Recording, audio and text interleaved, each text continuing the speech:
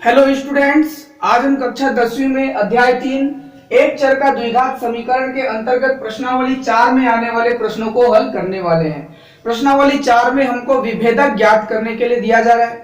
विभेदक ज्ञात करने के साथ साथ हमें मूलों की प्रकृति भी ज्ञात करने को दिया गया है। तो देखिए, मैंने यहाँ पर कुछ प्रश्नों को लिया है। इन प्रश्नों के माध्यम से हम विभेदक ज्ञात करना और समीकरण में मूलों की प्रकृति ज्ञात करना सीखेंगे और साथ ही साथ आने वाले जो प्रश्न हैं उनको भी एक के बाद एक हल करने वाले हैं। तो मैंने यहाँ पर सबसे पहला प्रश्न लिया है x square minus 4x plus 2। इसका हमें क्या करना है? विभेदक ज्ञात करना है। तो जब भी हमारे पास में समीकरण दिया जाएगा विभेदक ज्ञात करने के लिए, तो हम क्या करेंगे? उस समीकरण को सबसे पहले हम ax square plus bx plus c से तुलना करेंगे। तो मैं यहां पर लिखूंगा समीकरण को ax square plus bx plus c, ठीक है ना। ax square plus bx plus c से तुलना करने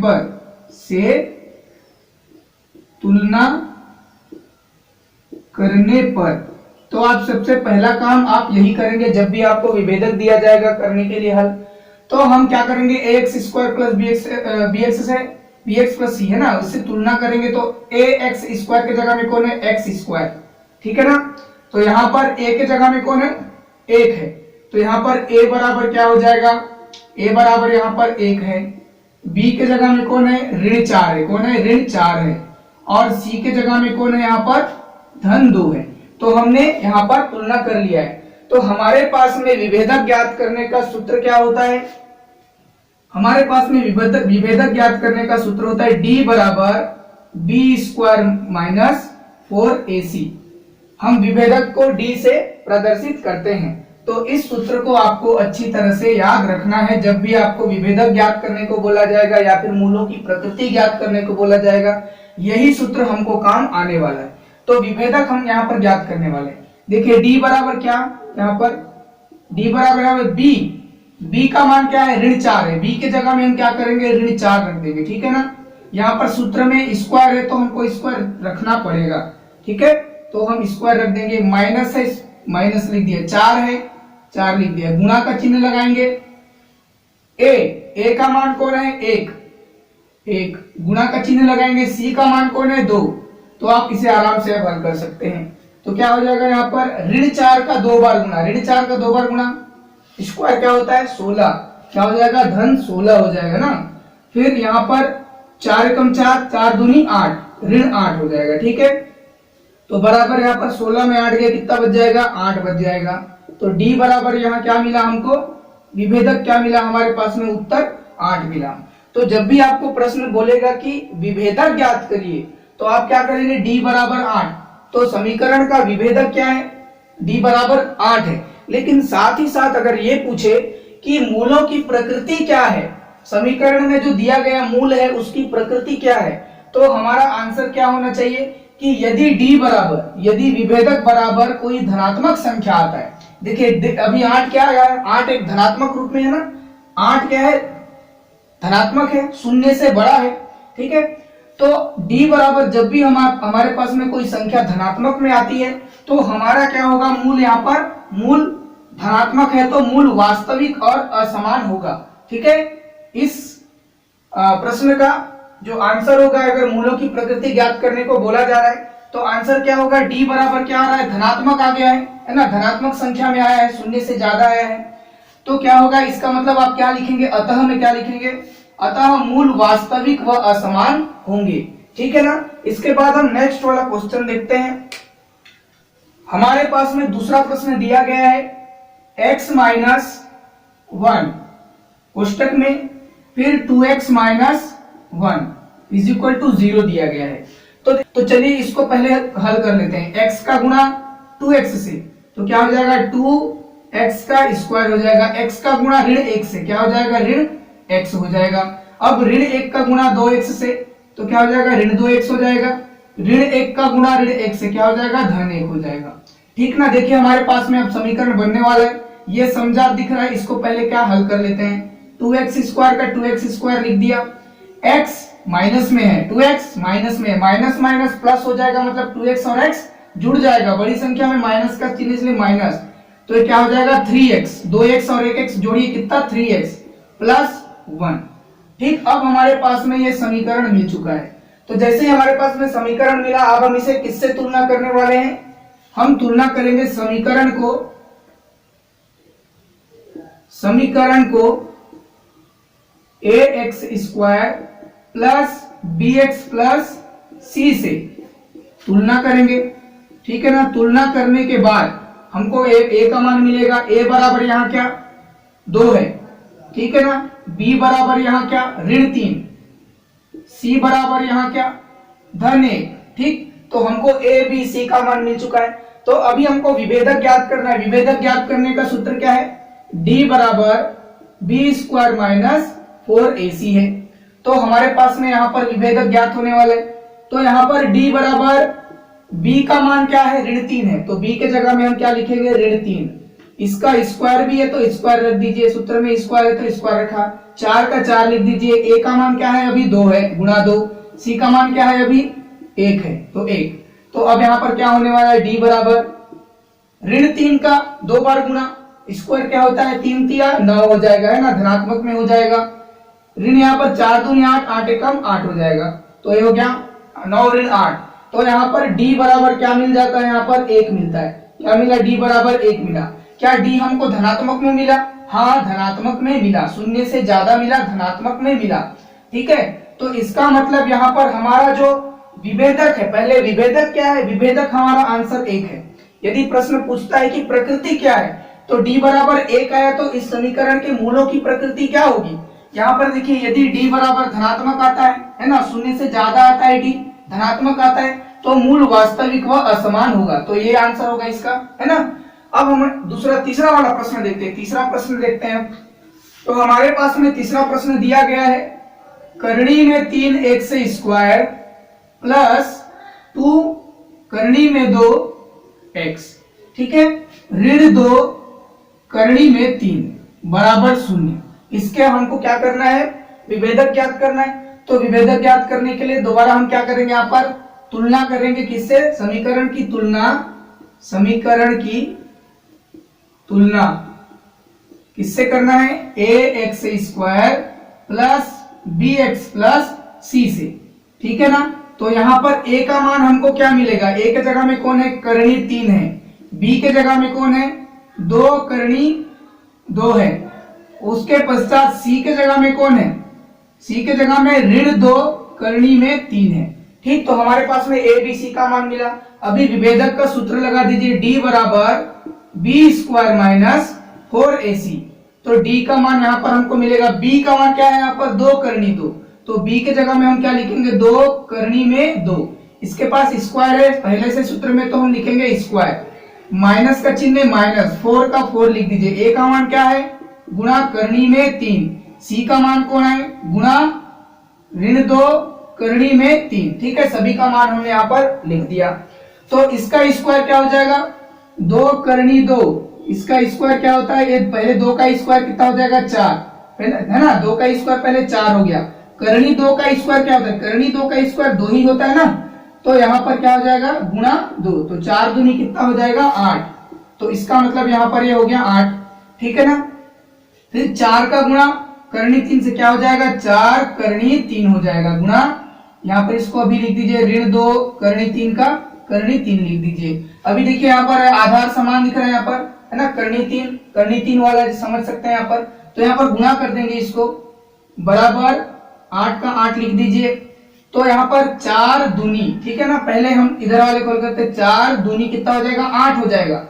4 दूनी 8, क्या 8 होगा? धन 8 होगा। ऋण ऋण क्या हो जाएगा? धन हो जाएगा ना। और करणी 3 और करणी 3 का गुणा क्या होगा? करणी 3 का गुणा क्या होता है? 3 हो जाएगा ना। करणी 3 का गुणा 3 हो जाएगा। तो उस 3 का गुणा इसके साथ में 8 दिया, कितना हो जाएगा? 24। कितना हो जाएगा? 24 हो जाएगा। तो यहाँ पर ऋण 24, ठीक, तो बराबर अच्छा यहाँ पर धन हो जाएगा, ठीक है ना, धन 24। चूंकि यहाँ पर ऋण ऋण का गुणा हो रहा है ना, तो क्या हो जाएगा? ऋण ऋण का गुणा हो रहा है, तो यहाँ पर क्या हो जाएगा? धन हो जाएगा, ठीक है ना। तो पहले क्या हो जाएगा? 4 का गुणा यहाँ पर 2 से, ऋण 4 का गुणा यहाँ पर ऋण 2 से, तो क्या हो जाएगा 4 दूनी पहले 8 हो जाएगा, धन 8 होगा।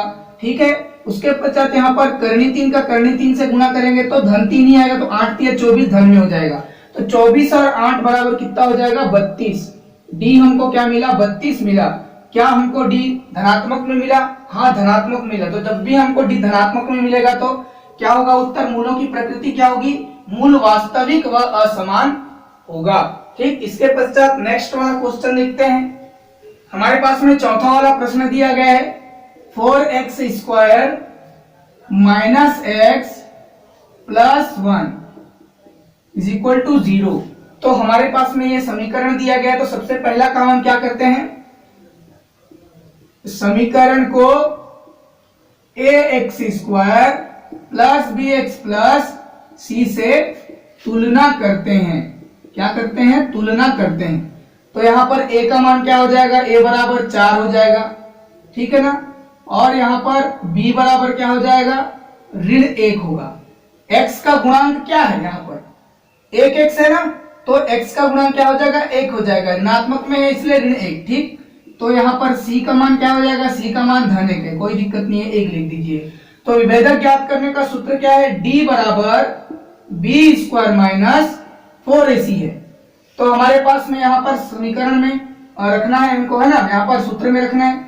b का मान कौन है? b का मान ऋण 1 है, तो यहाँ पर लिख दीजिए ऋण 1। ठीक है, b की जगह में क्या लिखा? ऋण 1 लिखा। b में स्क्वायर था इसलिए स्क्वायर कर दीजिए, माइनस का चिन्ह माइनस लगा दीजिए, 4 का 4 लिख दीजिए। अभी a का मान क्या है? a का मान 4 है, तो 4 लिख दिया, गुणा c का मान क्या है? 1 है। ठीक, तो अभी क्या होगा? 1 का 2 बार गुणा क्या होगा? ऋण 1 का 2 बार गुणा क्या हो जाएगा? धन 1 ही होगा। ठीक है, 1 होगा, करके देखिएगा। ऋण, अब 4 चौक 16, 16 एकम 16 हो जाएगा। ठीक है ना, तो यहाँ पर d बराबर हमको क्या मिलेगा? देखिएगा, d बराबर यहाँ पर हमको मिला 16 में 1 घटाइए, है ना, ऋण 16 में 1 हमको घटाना है, तो यहाँ पर क्या हो जाएगा? ऋण 15। बड़ी संख्या में ऋण का चिन्ह है इसलिए आ जाएगा आंसर में ऋण 15। तो देखिए हमारे पास में क्या d बराबर धनात्मक आया है? नहीं आया है, d बराबर क्या आया है? ऋणात्मक आया है। तो जब भी हमारे पास में विभेदक ऋणात्मक में आता है, क्या में आता है? विभेदक ऋणात्मक में आता है। तो अब हमको मूलों की प्रकृति ज्ञात करने बोलेगा, तो हम क्या कहेंगे यहाँ पर कि जो मूलों की प्रकृति है वो काल्पनिक और असमान है, वास्तविक नहीं है, काल्पनिक व असमान है। मूलों की प्रकृति काल्पनिक व असमान है। तो जब भी d का मान ऋणात्मक में आएगा तो मूल क्या होगा? काल्पनिक व असमान होगा, है ना, वास्तविक नहीं होगा। तो अगला वाला प्रश्न हम देखेंगे यहाँ पर, यदि हमारे पास में d बराबर 0 आता है, ये छूट गया है ना, तो इसको अब हम देखने वाले हैं। हमारे पास में प्रश्न है एक x square minus 4x plus 4 is equal to 0। इस प्रश्न को हल करेंगे तो हमारे पास में देखिएगा a का मान क्या मिल जाएगा? अब आपको अंदाजा मिल गया होगा। समीकरण ax स्क्वायर, है ना, तुलना करना है किससे?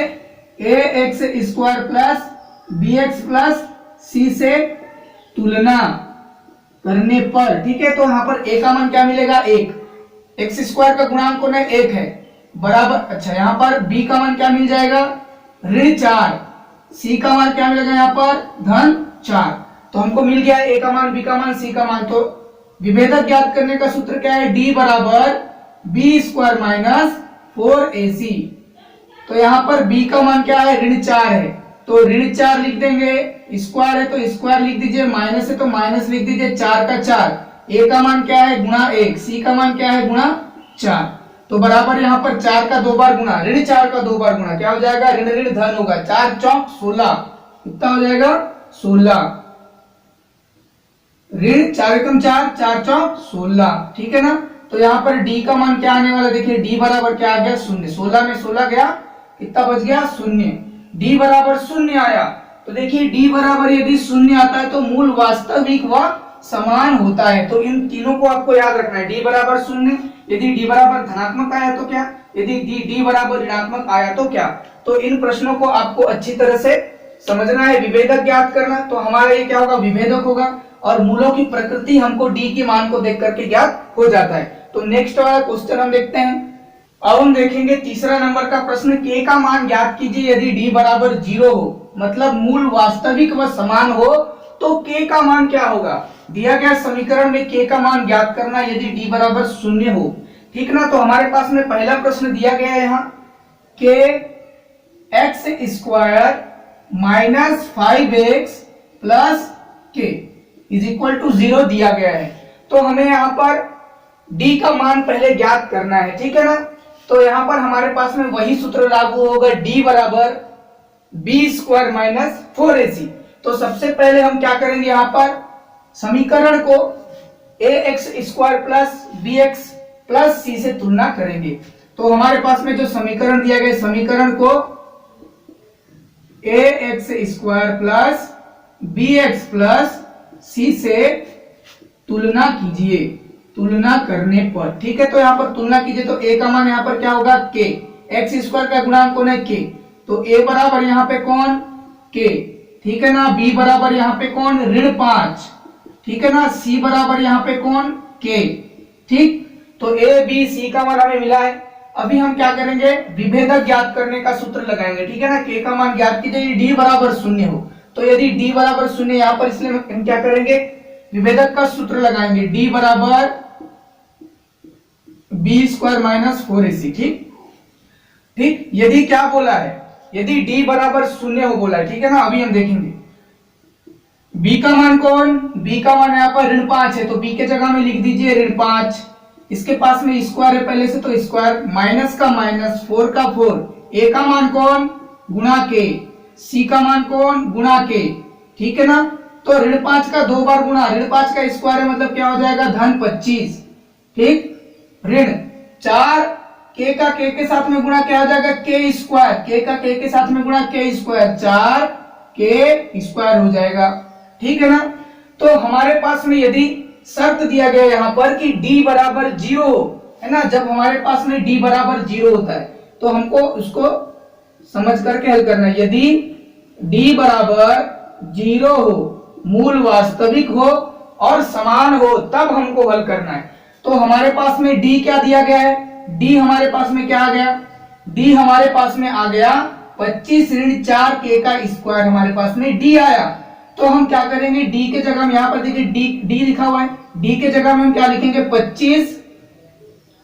25 ऋण 4k स्क्वायर बराबर लिख देंगे 0, ठीक है ना। d का मान हमने रखा यहाँ पर, तो 25 ऋण 4k स्क्वायर बराबर 0 रखा। तो क्या होगा, पहले हम क्या करेंगे, 4k स्क्वायर का 4k स्क्वायर लिखेंगे, ऋण में है तो ऋण लिखिए, 25 को पक्षांतर कर दीजिए, बराबर के इस पार लेके आए, 25 धन में था, इधर आके ऋण 25, ठीक है ना। हमें k का मान मिलने वाला है, यहां पर देखिएगा ऋण 4, ठीक है ना।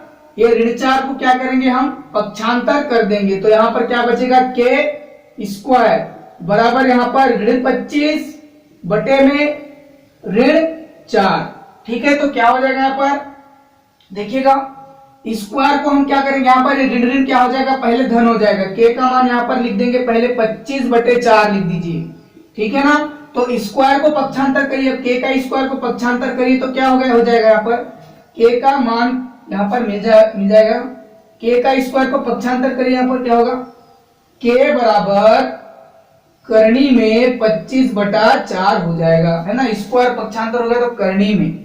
अब देखिए यहाँ पर 25 करनी में, 25 का वर्गमूल क्या होता है 5, तो k बराबर क्या मिला यहाँ पर 5, 4 का वर्गमूल क्या होता है 2, तो k बराबर हमको क्या मिल जाएगा 5 बटा 2। तो हमें क्या मिला यहाँ पर k बराबर 5 बटा 2 मिला, ठीक है ना। 25 का वर्गमूल हमने 5 लिख दिया, 4 का हमने वर्गमूल 2 लिख दिया, करनी यहाँ पर हट गया, ठीक है। तो यहाँ पर हमको क्या करना है, इस तरह से k का मान ज्ञात करना है। तो हमारे पास में दूसरा प्रश्न दिया गया है 9x का square plus 3kx plus 4 is equal to 0। Same वही करेंगे, पहले ax स्क्वायर प्लस bx से प्लस c से तुलना करेंगे। समीकरण को ax square plus bx plus c से तुलना कीजिए पहले, ठीक है। तो हमें का मान मिल जाएगा क्या 9, b का मान यहाँ पर क्या है, देखिए x का गुणांक कौन 3k, तो यहाँ पर क्या हो जाएगा b बराबर 3k, ठीक है। c बराबर यहाँ पर c का मान क्या हो जाएगा 4, ठीक है। तो अभी हमें a का मान, b का मान, c का मान मिल चुका है, तो हम क्या करेंगे यहाँ पर विभेदक का सूत्र लगाएंगे क्या, d बराबर बी स्क्वायर माइनस 4ac, ठीक है ना। तो यहाँ पर देखिए b का मान क्या है 3k, तो b के जगह में 3k लिखा, स्क्वायर है b का स्क्वायर में, b के में क्या स्क्वायर है तो इसका भी स्क्वायर हो जाएगा।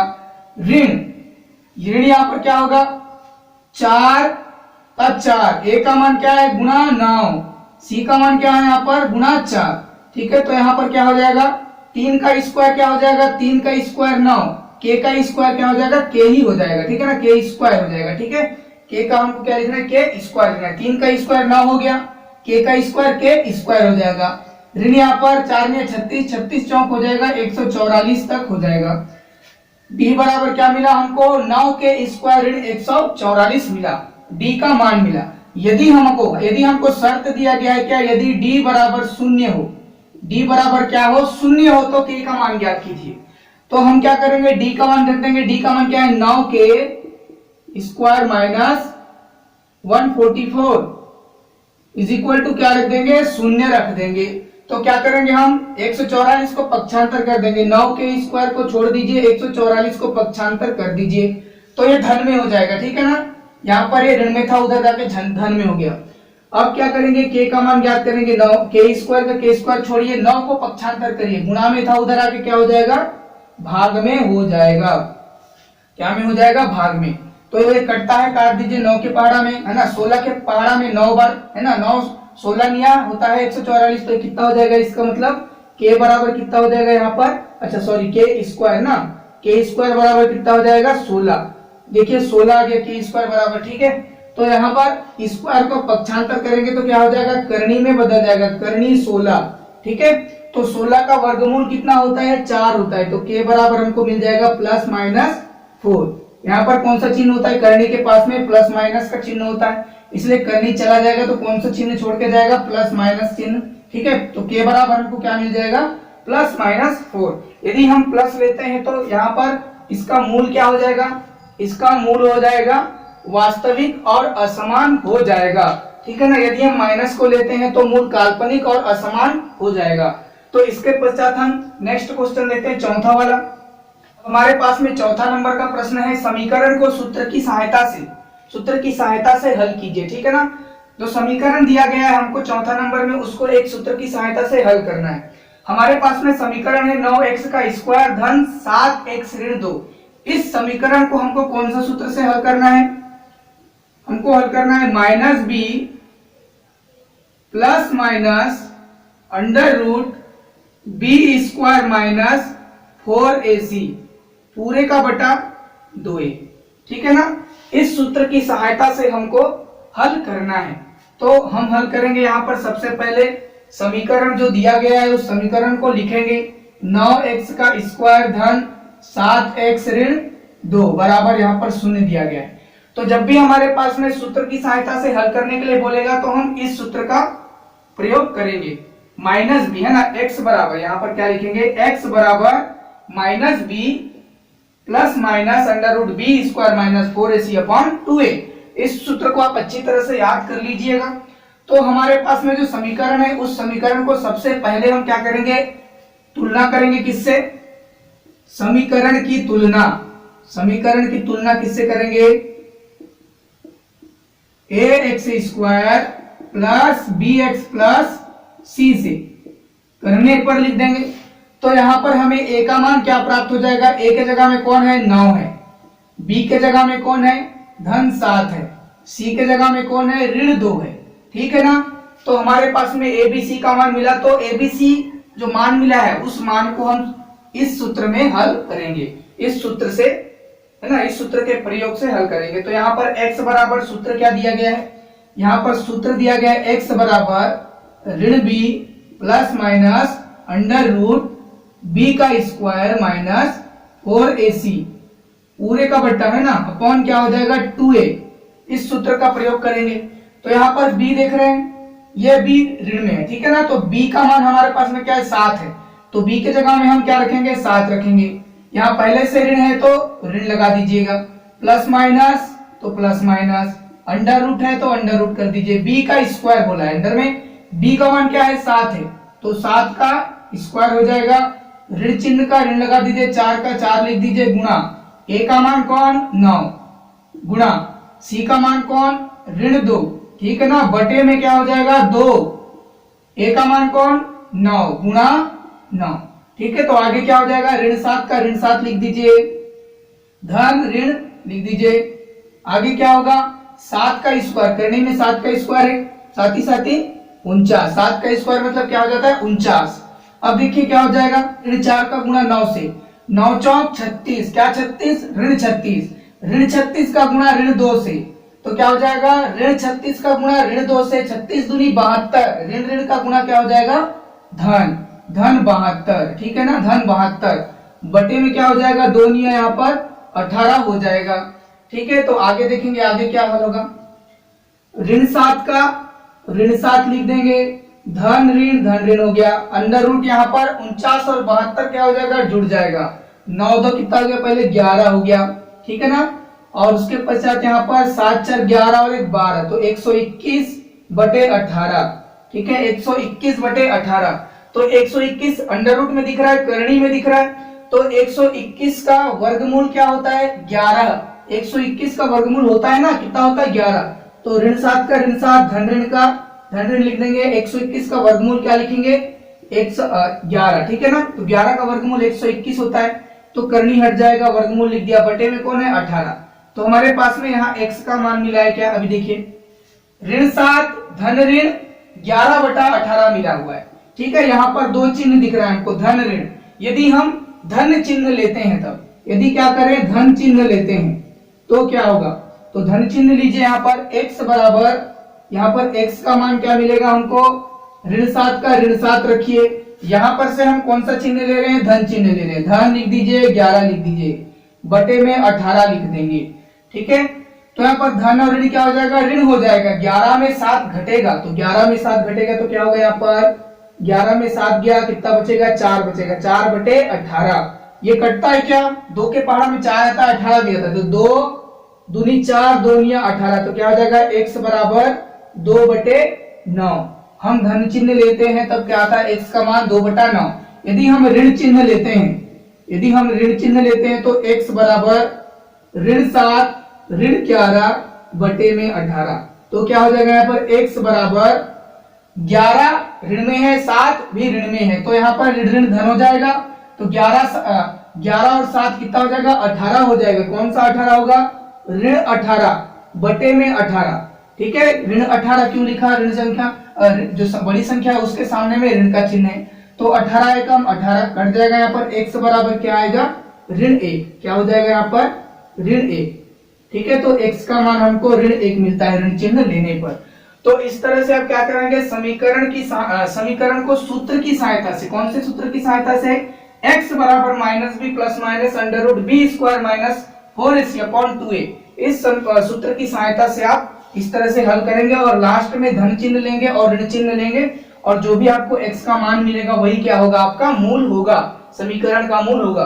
तो इस तरह क्या करना है आपको, सारे प्रश्नों को समीकरण जो दिए गए हैं प्रश्नावली 4 में, उन सारे प्रश्नों को आपको प्रैक्टिस करना है, अच्छी तरह से हल करना है। तो चैनल को सब्सक्राइब करिएगा, लाइक करिएगा। Thank you so much.